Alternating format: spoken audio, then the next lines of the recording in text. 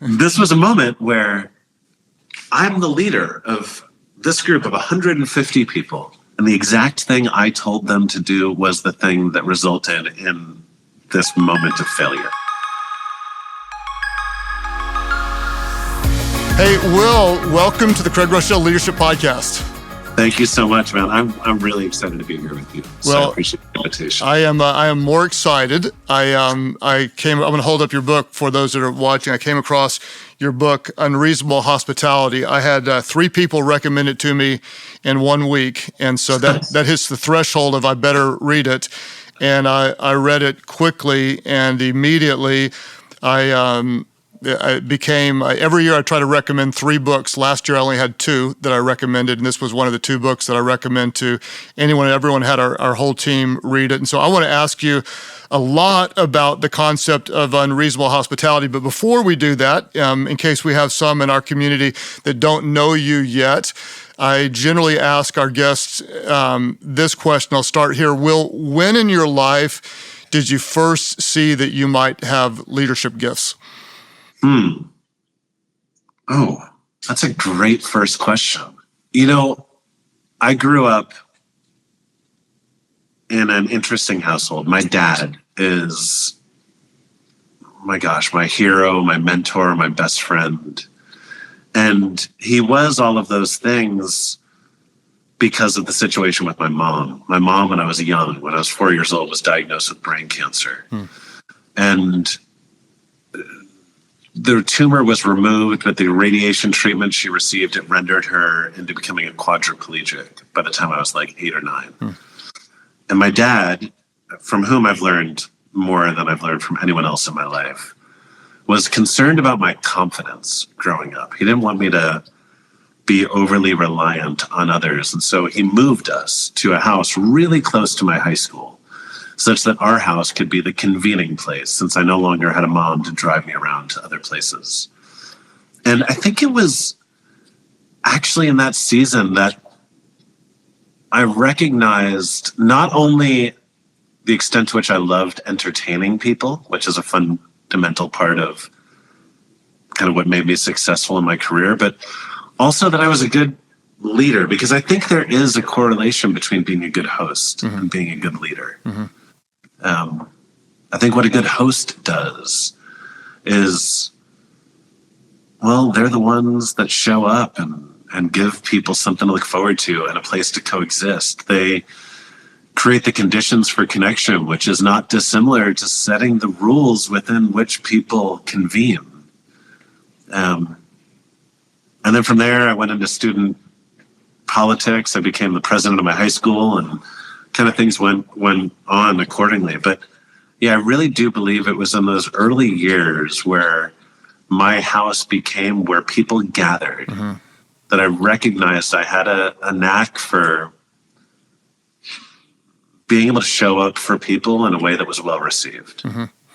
And was that something that you learned? Did your dad model that? I know your mom had compromised health, but you still learned a ton from her. Was that something you saw them model, or was it something that you kind of were the first generation who would kind of excel in hospitality? I mean, my dad was in the restaurant business. He was a successful restaurateur. He never got to start his own company because of the situation with my mom. We couldn't afford to not be on his company's health insurance plan. But my gosh, you talk about leadership. My dad is one of the great leaders.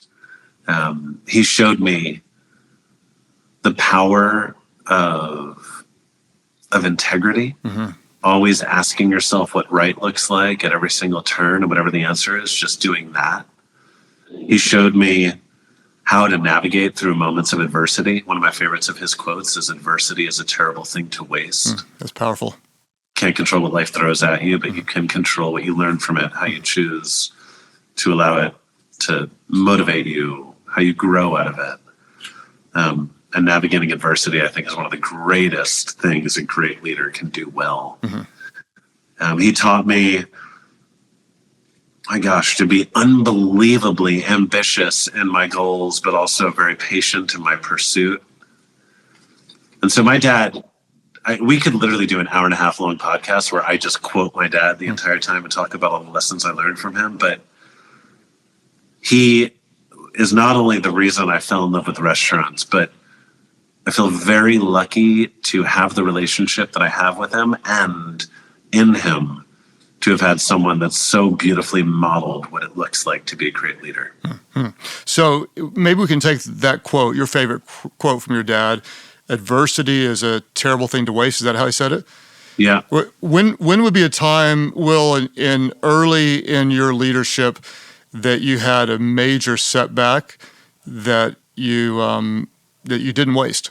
I mean, there's so many examples. I think one, this is kind of a funny one. My entire leadership philosophy boils down to finding balance between control and collaboration. Creating an environment where everyone on the team feels as much of a sense of ownership as humanly possible in what we are accomplishing. That I give people the tools they require in order to succeed, and then let them bring their most fully realized selves to the table. I like to hire good people, and I like to empower them. I believe that the more trust you give people, the more trustworthy they become, the more responsibility you give people, the more responsible they become. Mm-hmm. That's one side of what I believe goes into being a good leader. On the other side, I have an extraordinarily high excellence reflex. Mm-hmm. I have OCD tendencies. And by the way, I think in many industries, you need to become the best of the best. You need to hold everyone around you to a very high standard, and you need to be very clear of this is what excellence looks like within this environment. Those two things, wanting to control every detail and wanting to empower every single person on my team, they're not friends, right? They don't go together very well. Mm-hmm. But I think that's actually a good thing. I think my success has come because of that, not in spite of it. Mm-hmm. And yet, every once in a while, I fall off the line in one direction or another.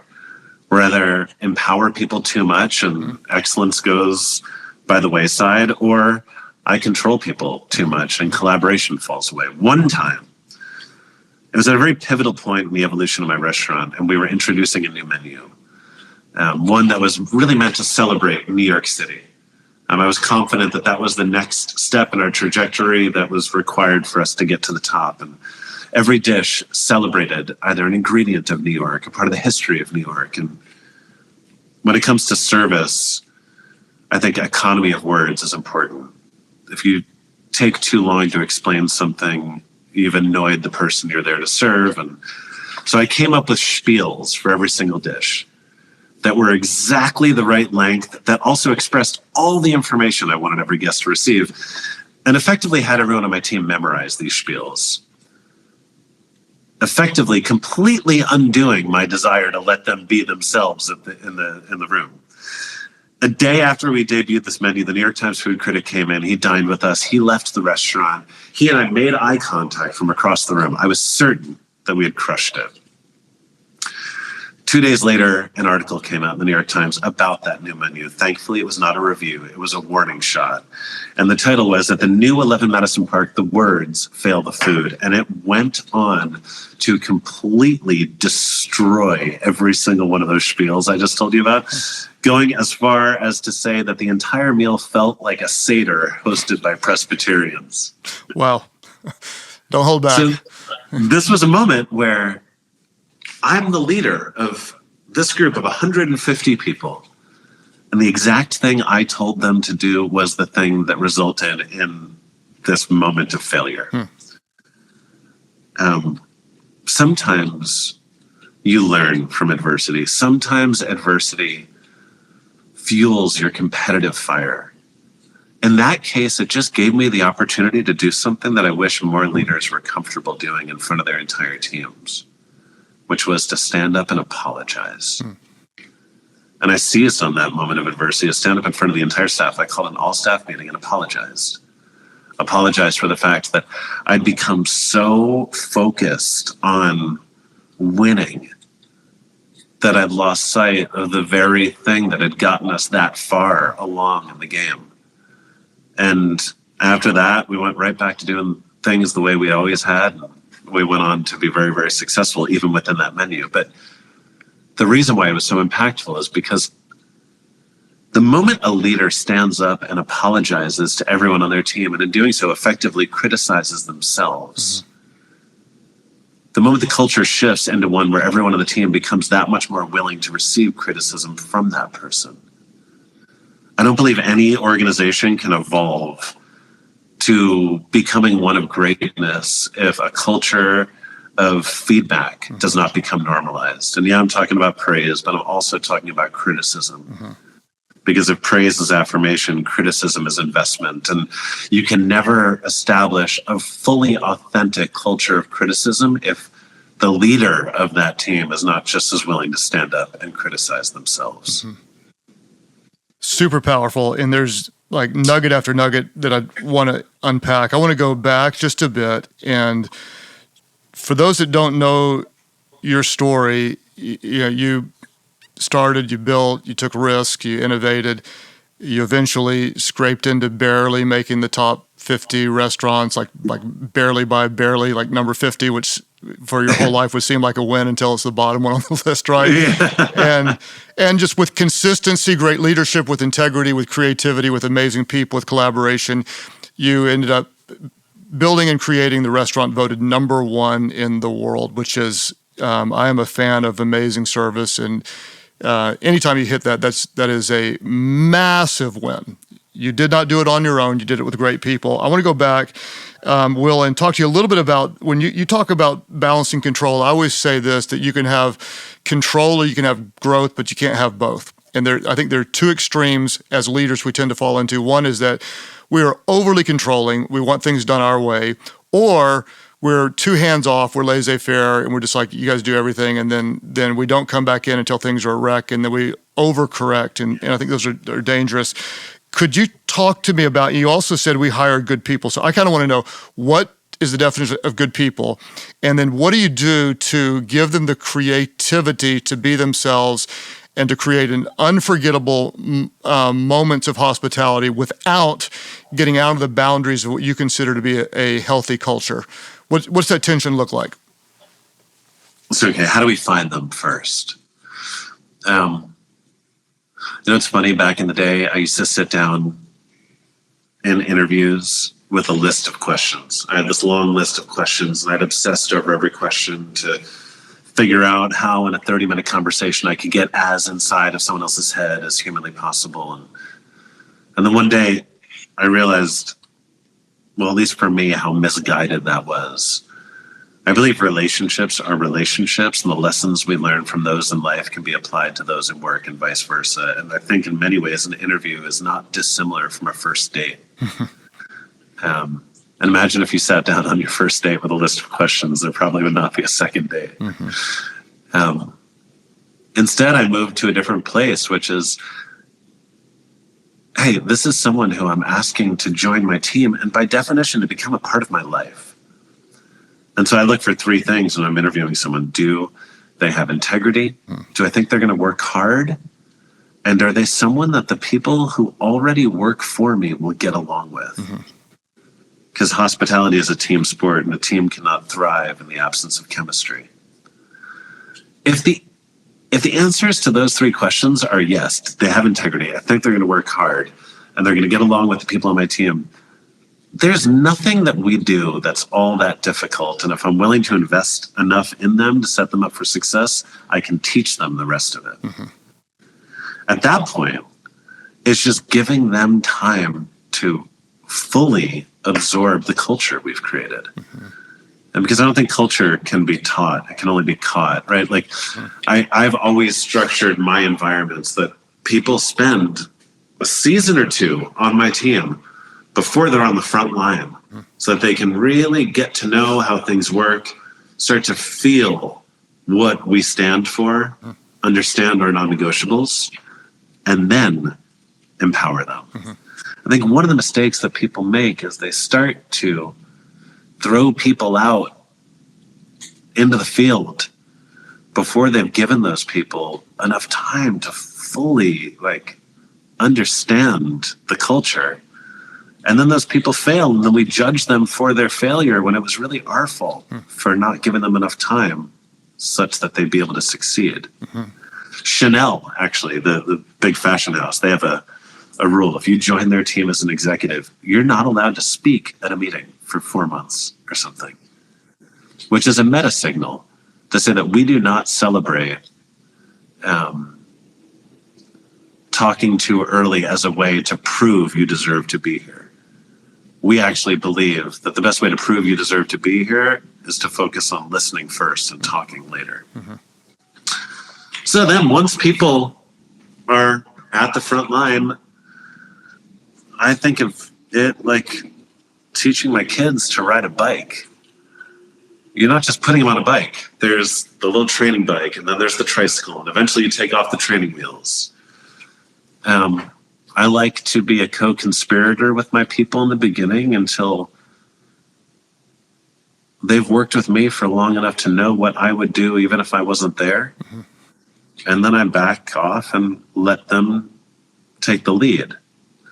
Now, what you're talking about is these gestures, all the crazy things we did for people when they came into our restaurant, which I gave them full ownership over. And I'd say 5% of the things that people on my team did, when I heard about them later, I kind of hated. But I think that's okay. Yep. For two reasons. One, the people coming up with those ideas, they were the ones that actually knew the guest better than I did. Maybe I didn't like an idea. That doesn't mean it wasn't a good idea. Two, if I were a bottleneck through which approval of all those ideas needed to flow through, we would have done hundreds of those ideas rather than thousands. And I'd rather do thousands of things and get 3% of them wrong than do just a few hundred and get 100% right. Yes, I want to stay there for a moment because I think this is really important. I've been trying to figure out a way to say this, but I think to be really effective as a leader, you have to allow things outside of your preferences. That if everything is as you want it, then you're going to become you use the word bottleneck. I'd say you're the ceiling, that things are going to get stuck with you. And what I found, Will, is a lot of times the 5% of the things that I don't want or don't prefer are actually some of the more strategic things that help us move forward. And even if a team member, I always say, if a team member has what I consider a good idea with full buy-in, that's better than a great idea with no buy-in. And so if they come up with it, they're fully behind it, fully invested in it, then you'll often see success on the other side. And I just wanted to highlight that because I think there probably are some leaders right now in our community that have some things going on outside their preferences. And there's a difference between something being outside of your values and outside of your preferences. If it's outside your values, that's a foul ball. We're not going to let things go outside of our cultural values, what we stand for. But there are things that we prefer that are inside those values that I think we need to give creative license to the people around us. You talk about values. I don't think there's a value more important when you're leading, and we've talked about this already in the short amount of time we've been together, than creating a culture where your team feels trusted and empowered. And so let's say that of the 5%, half of those are just really bad ideas. They're outside of your preferences, and they're also just bad. They're not good. And let's consider what the negative implication of them are and compare that to the negative implication of having a culture where your team does not feel empowered. Yes. You can't have everything. That's the whole idea of strategy. Yep. And I'd rather trade off some perfection for a culture where my team feels like I trust them. And I would say one of the things that stands out from your writing and just when I've listened to you in different settings, you genuinely care about your people. And I'd even love to dissect why I believe that, because anybody can say it, but I believe it when you say it. And you said earlier, I missed the first part. You said what praise is something, and then you said criticism is an investment. And that line stood out to me because I agree, kind of as an athlete, if a coach wasn't correcting me, I didn't feel loved. But in the business world or in ministry, sometimes we feel like criticism is mean, like you don't like me anymore. Can you tell me, like, especially in real-time environment, you've got people serving a customer and they make a mistake, they say something wrong. What is your philosophy of feedback? When do you know to give it? Do you do it personally, publicly? Is it ever nuanced? Yes. Timing? Just give me a brief mini lesson on the best way to coach and love people through helpful feedback. So, okay, first, hospitality is setting expectations. And so I say this because if anyone listens to what we're about to say and decides to try to implement this into your culture, you can't just randomly start doing it. You can't create a culture where feedback is normalized without first having a bunch of meetings with your team and saying, we are going to start focusing more on feedback, praise, and criticism, and this is why. The moment people have their expectations set on why something is going to start happening, they're that much more willing to receive it well. Now, how to give criticism thoughtfully, because as valuable as it is, if it's not given thoughtfully, it can be destructive. Whereas if it's given thoughtfully, it can be so unbelievably constructive. First, criticize the behavior, not the person. It's never the person you're criticizing. It's just that thing that they did. 2, criticize in private, never in public. When you're offering someone criticism, it's a message that you want to make sure they're able to receive. And if you do it in public, a wall of shame is going to go up and they are not going to hear a single thing you're trying to say. Number 3, it is not emotional, and you cannot make it emotional. Because the moment you bring emotion into a conversation like that, you're inviting the other person to do the same in return, which once again clouds the entire exchange.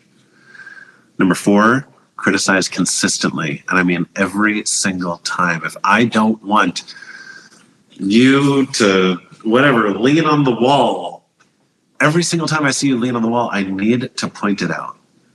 Otherwise, you will start thinking one of 2 things.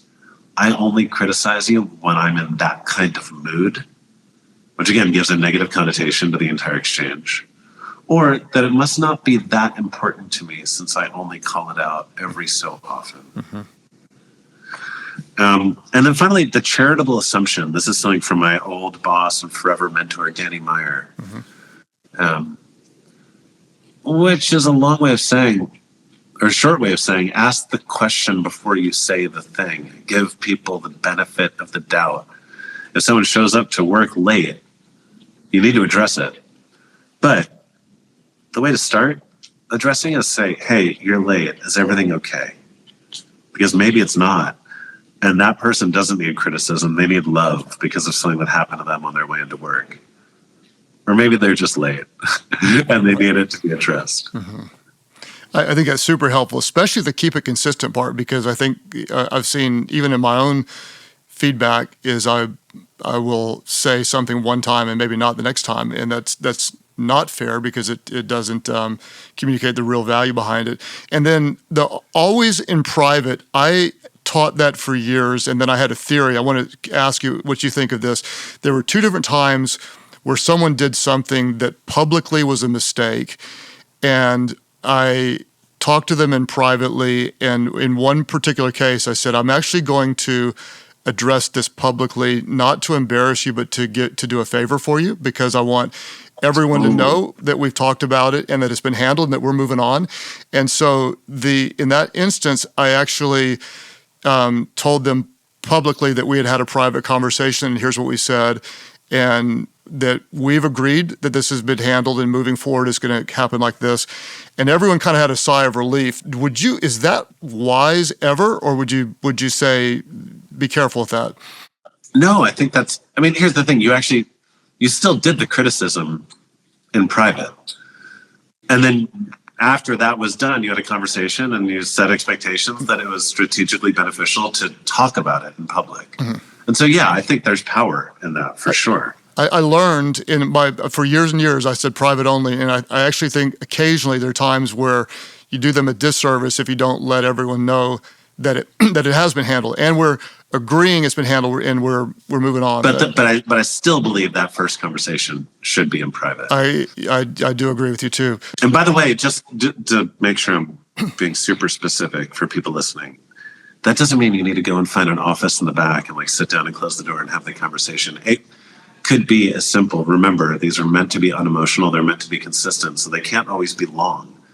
It could be just me calling you over and saying, hey, bud, real quick, next time, don't lean against the wall. It's that simple. And do you have any advice for real time versus the next day?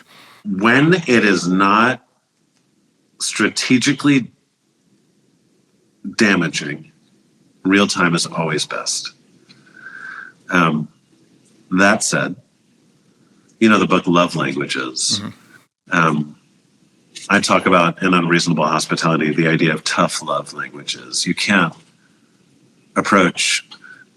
love on everyone in the same way that you can't criticize everyone in the same way. There's people that have worked with and for me who can take it. They can take anything no matter what. And so I could give them real time in the moment criticism all day long and it'll never throw them off their game. I have other people who, no matter how perfectly I give it, they are going to need time to recover from it. And I need to be sensitive about who I'm communicating with and determining how I should be communicating with them. Good. So I want to mention it again. The book is called Unreasonable Hospitality, The Remarkable Power of Giving People More Than They Expect. You tell story after story after story after story that although I'm not in the restaurant business, hope to never be in the restaurant business because I think it's a very competitive and very difficult business, but stories of how to value people, how to serve them, how to create a moment, how to make something memorable, how to celebrate something. And I found those to be so transferable into really anything, how to parent, how to lead a nonprofit, how to create a culture in a bloody business that truly values people.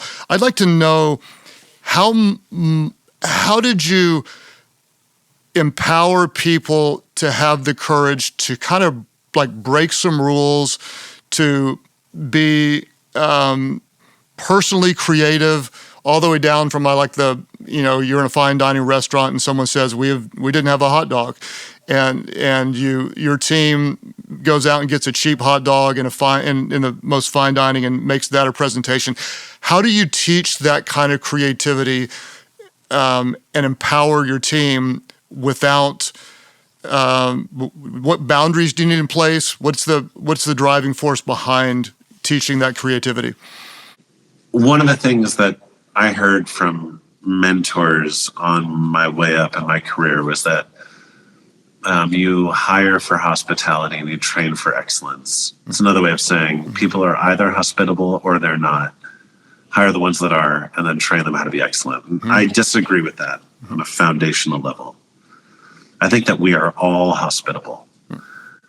And we just need someone to encourage it out of us, to inspire it within us in order to figure out how to manifest it, right? Like, it's impossible to know how good it feels to extend hospitality until you first know how good it feels to receive it. I always found that the best way to teach and inspire my team around what our brand of hospitality looked like and how I wanted them to extend it to our guests was to first show it to them and find creative little ways to create, surprise and delight moments for my employees from like the very get-go. Mm-hmm. Because if they could witness firsthand from me the fact that I would be present with them, that I didn't need to take myself so seriously, that I was going to care enough to listen to who they were and then to do something with what I heard, and then do these little things for them, they very quickly start to understand what right looked like and how we wanted to pay that forward to the people we were serving.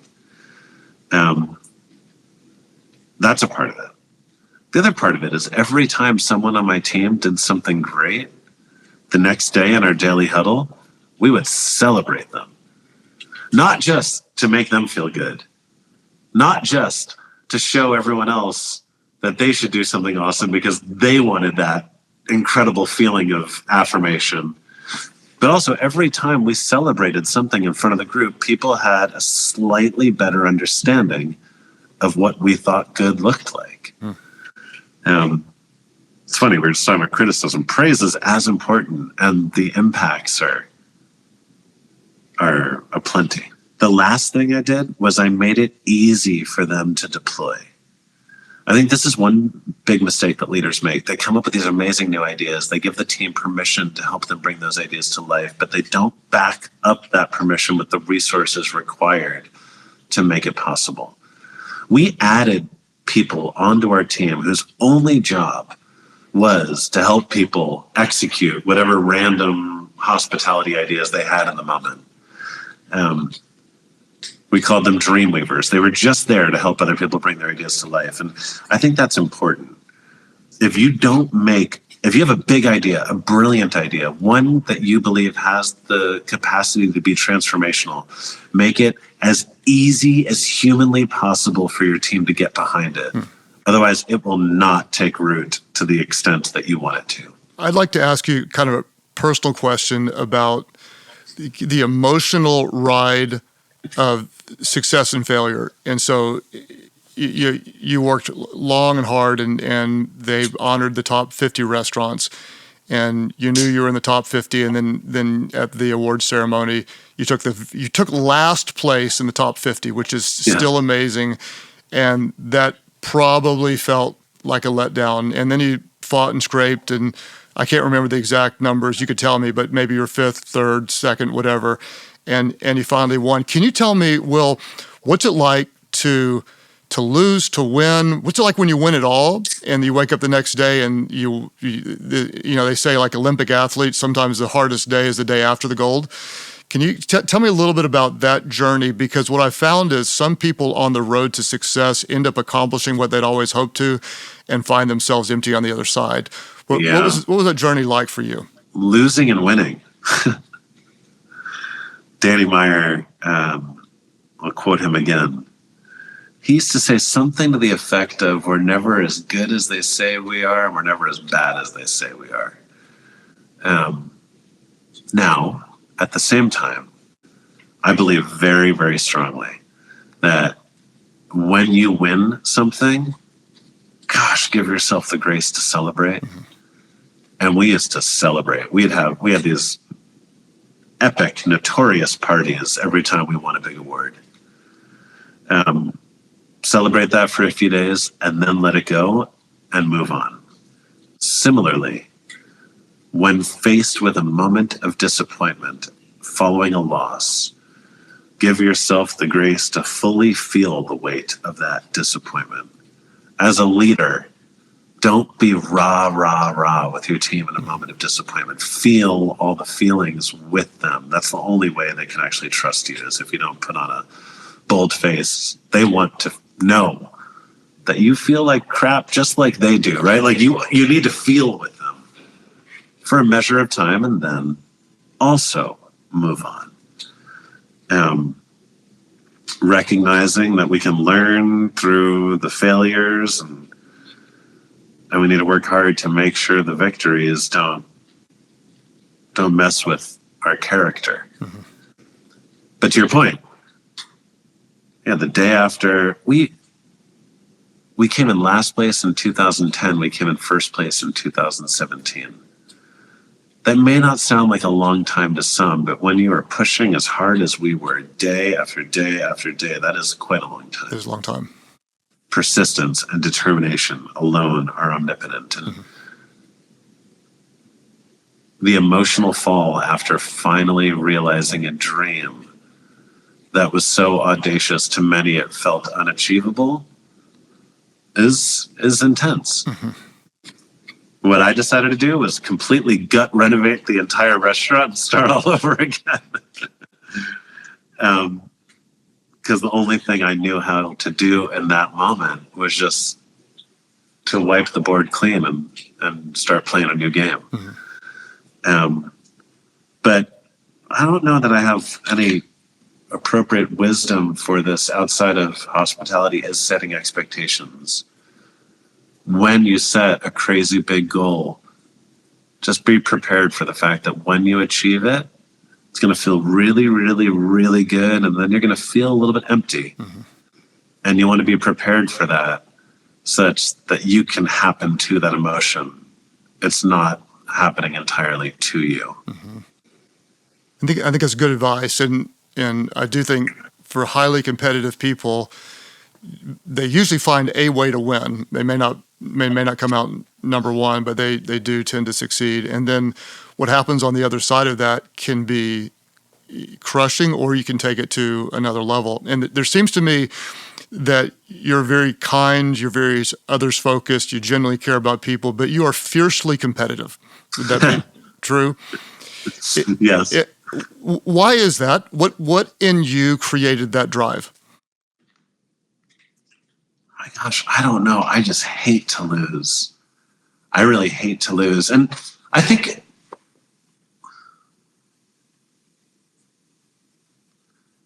I hate to lose for two reasons. One, as an individual. But, I mean, when you're leading a team, you are giving them the what. You're saying, we are going to accomplish this. You're giving them the why. You're inviting them to the table to help you identify the how. But, you are asking them to give a lot of themselves such that you can collectively achieve something great. And leadership is a responsibility. And maybe one of the biggest reasons that I hate to lose is I hate the idea of letting my people down. That if I've said we are going to do this, which by the way I think is a necessary first step, you don't accomplish anything of significance unless you're willing to say it out loud in front of the people around you. We are going to do this. I believe you can talk things into existence. But once you've galvanized a group, you've asked everyone to buy into the spirit of the collective endeavor. You've asked them to make sacrifices, to work hard. As a leader, if we lose, I feel like I let everyone down. And so that certainly stokes my creative fire or competitive fire. So I'll ask you a question. It may be easy for you or maybe impossible to answer this. And if it's impossible, you can even tell me that. But the number one restaurant in the world, if you were going to rank the ingredients to create that, would you say best food, right people, best culture, best service? Is it even possible to try to give me a 1, 2, 3, 4? What do you prioritize? So I think when you earn the top spot on that list, what it actually is acknowledging is that you are the restaurant having the greatest impact on the entire world of restaurants at that point in time. Certain restaurants became number one because of their food, because they were innovating new techniques or changing the way that restaurants globally were cooking. In fact, most every other restaurant that became number one did so because of their food. Our impact was something different. That night when we came in last place, I looked at the other restaurants that had been number one, and each of them was run by a chef who was unreasonable in pursuit of the food they were serving, their product, and relentless in pursuit of how it needed to change, right? The innovation around technique or ingredient or plating or presentation, whatever. That night that we came in 50, I wrote on a cocktail napkin, we will be number one in the world. But a goal without a strategy is nothing more than a pipe dream. I needed to identify what was our impact going to be. And so I thought about those chefs. If they became number one because they were unreasonable in pursuit of product and relentless in pursuit of change, our impact was going to come through being unreasonable in pursuit of people and relentless in pursuit of the one thing that will never change, which is our human desire to feel seen, to feel cared for, to feel a sense of belonging, our collective need to feel a little more loved. And so that's when I wrote Unreasonable Hospitality on a cocktail napkin. We ultimately became number one because we made the choice to be as unreasonable in pursuit of how we made people feel as every other restaurant on that list was purely in pursuit of the food they were being served. Maya Angelou says it perfectly. There's this quote, People will forget what you say, they'll forget what you do, but they'll never forget how you made them feel. Mm-hmm. I wrote the book, honestly, because I saw the winning strategy of Unreasonable Hospitality for us. And I just really believe it's a winning strategy that can be used by anyone in any discipline. If people just start being as unreasonable in pursuit of how they make people feel that they invariably already are in pursuit of their product or craft, I think the impact becomes nothing short of extraordinary. So agree or disagree, to be truly great, you must be strategically unreasonable somewhere. For sure. And then I think we should all be strategically unreasonable in pursuit of how we're making people feel. So I agree 1,000%. And then, so as a leader, I need to be, in my world, I need to be unreasonably passionate about loving people toward the gospel. But I can't be unreasonable about anything. Meaning, if I drive people too hard, that's bad. But strategically unreasonable. Yes, exactly. Strategically unreasonable. This is kind of a selfish question, but years ago, I recognized professionally we were fairly good at hospitality because that's what I'm trained to do. Personally, people would come to our house and we actually were not great. If you were coming to my house today, and let's say you're coming in and I actually said, hey, you're amazing, we've got an extra room, I talk you into staying the night, what do I want to know? What do I need to do? And how would I create a memorable experience where you would walk away and say, man, I feel like the Groeschels loved me and valued me?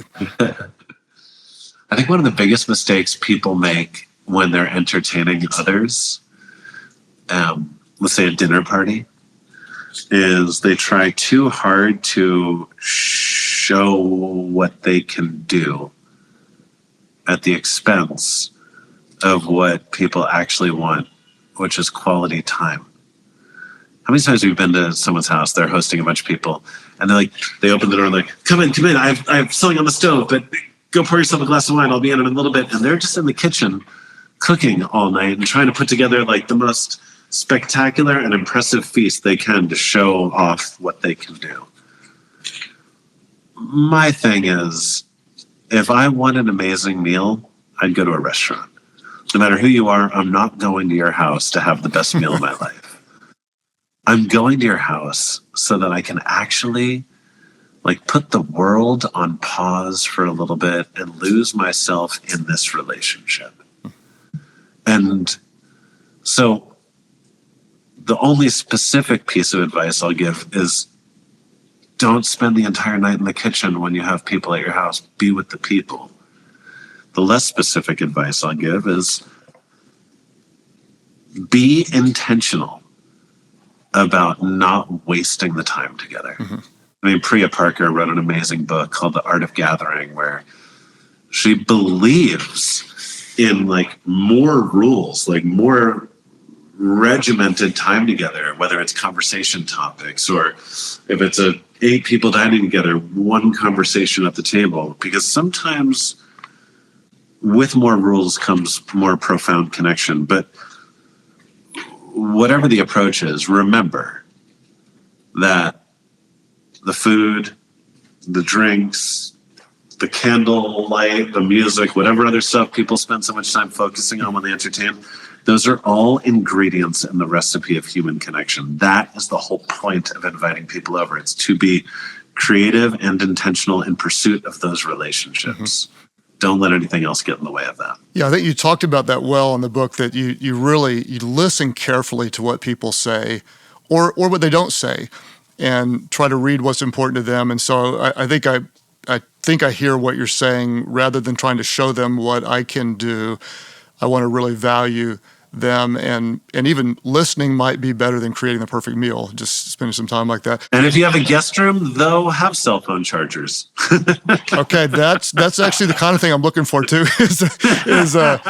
I went to one friend's house I stayed at, and they actually had a picture of my family up on the nightstand, and I was kind of touched by it and kind of weirded out. I wasn't quite sure. That's a thing that hotels are doing now, I think it's lazy and actually not that impactful. Here is specific advice. If you have a guest room in your home and you entertain people, one day go to the local Walgreens or Duane Reade or CVS and just spend $100 and just load it up. Like, put some candy in the closet, like put some cold drinks, put a little refrigerator in there, put some Dayquil, some Advil, some Tums, an extra razor, some tooth. Like, you can create a guest room in your house to be the most luxurious hotel room, mini bar, and vanity in the world for $100 or less. And that goes a long way and lasts a long time. Yeah, that's smart. So I think in kind of summarizing your book in my words, and this is a gross simplification of a masterpiece of work, but it seems like one of the best ways you can really love somebody is to invite them to be a part of a mission, to help, to give them something that really matters. And I've heard you describe before, and I'd like for you to do this for our community, just in your own words, how you view the restaurant business as a way of making the world better.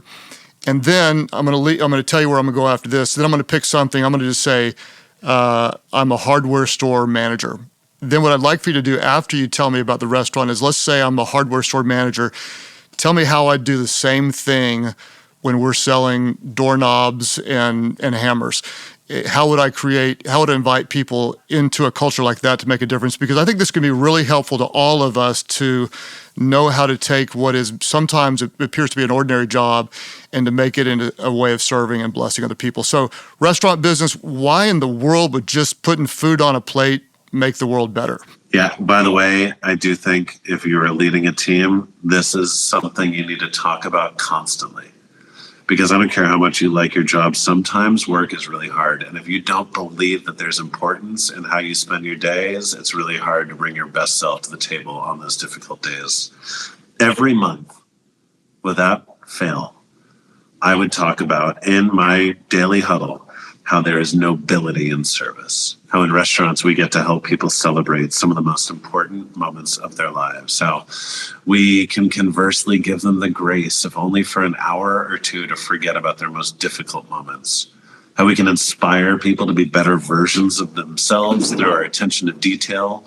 How we give people something to look forward to. Or, if I'm getting super soapboxy, but I really do believe this, how we can make the world a nicer place just by being really frickin' nice to everyone that walks through our doors. How we have this opportunity, perhaps even a responsibility, to create our own little magical world in a world that increasingly needs more magic. Here's the thing. It kind of doesn't matter what you do. We all do the same thing. We might be selling people different things, but, well, we're almost all in the business of serving other people. And by definition, we can all create our own little magical worlds. I mean, a hardware store. Gosh, people go to a hardware store very, very often because they have like a little dream to make their house feel a little bit more like a home. Mm-hmm. And you're the person that actually helps them bring that dream to life. You think about whatever, an insurance salesperson. You can sell people policies or the safety and comfort that they and their loved ones will be cared for no matter what happens. Mm-hmm. You can be I'm just looking around for jobs. I really do believe there's importance in every single job. You can run a bakery, or you can give people that little sweet treat to look forward to, and you never know, that might be the only thing that person has to look forward to. I think we all do important work. We just need to challenge ourselves to come up with the words such that we and everyone around you fully understands the importance that we play. What was your line? Hospitality is noble. What do you say? The Hospitality. nobility of service, like in serving other people. There's nobility in serving others. Okay, so that's going to be complicated. What I'm going to do, I want to give away 5 books on YouTube. So I'm trying to think of something easier to say than that's nobility. Some people won't spell that right. So so let's do this. If you would like a free copy, we'll give away 5 free copies of Unreasonable Hospitality. Type in the comment section, I want to serve people well. Everybody can spell that. I want to serve people well, and we will choose 5 people to give a copy of this book. And I want to say it again: Unreasonable Hospitality, the remarkable power of giving people more than they expect. This was 2 books that I recommended last year. If you want to know the other book, you've got to go to Life.Church/Leadership Podcast and get our email, and I'll tell you what the other book is in that email. You're going to be with us at the Global Leadership Summit this August. Super excited to have you. I am so looking forward to that. My dad, anyone who's read this book knows that Craig Groeschel is featured heavily throughout it. He will be there with me. He's so excited to come and check it out. So, I heard he's been a fan of the summit for years. Yeah, he has. We have for those who are listening just to this episode, in the leader guide, there's a code if you'd like a discount to the Global Leadership Summit. I'll be there again, do the opening talk. I've been doing this, had the honor to do it for the last 6 or 7 years. It's a 2-day event that would be broadcast over 500 locations in the U.S. and then around the world. And I was thrilled when you said yes to be a part of this. You're going to be a fantastic addition. Will, people are going to want to find out more. They are going to get your book, Unreasonable Hospitality. Where else could they go to find out more information or to learn from you? I'm on Instagram and LinkedIn, both at W. Guidara. And then the thing I've been loving recently, it's been my creative outlet for the last several months, is I started a newsletter called Pre-Meal, which is, if I were still doing that daily huddle with my team every night, this is what I would be saying to them. And it comes out every 2 weeks. You can sign up at unreasonablehospitality.com. Excellent. But it's something I'm really enjoying right now. Okay, we'll put a link to that as well in the leader guide that goes out. Is there anything else that I have not asked you about that you're going, Craig, come on, man, pull your head out. You didn't ask me this. No, but this was just a pleasure. Yeah. I loved the entire time together, and I'm so looking forward to being together in August, and really enjoyed this conversation. Well, I appreciate your work. I wish that I could still go to the restaurant that is under your leadership now. I'd give anything to sneak in there and just see how you create the culture, the people that you select, the environment, and the way that you serve people. And I just tell you, thank you for your investment in this book. I know you said offline you're a little new to this space. I'm very glad that you're in this space. I think that you're going to offer value for years to come. And so I appreciate your heart for leadership and to make people better. For those of you that listen for the first time, please go and find out more about Will. And also subscribe wherever you get this content. And if you do not get the leader guide, you're going to want to go to Life.Church/Leadership Podcast, and we'll send you the leader guide with the release of each episode. Will, thanks for being on. Next time you come to my house, I'm going to have a little jar of NyQuil, little toothbrushes for you, some candy in your closet, and ask you lots of questions over dinner. I look forward to it. Hey, thanks so much. It's an honor to have you on the podcast, and we say it all the time. Get better. You just got better today. We know that everyone wins when the leader gets better.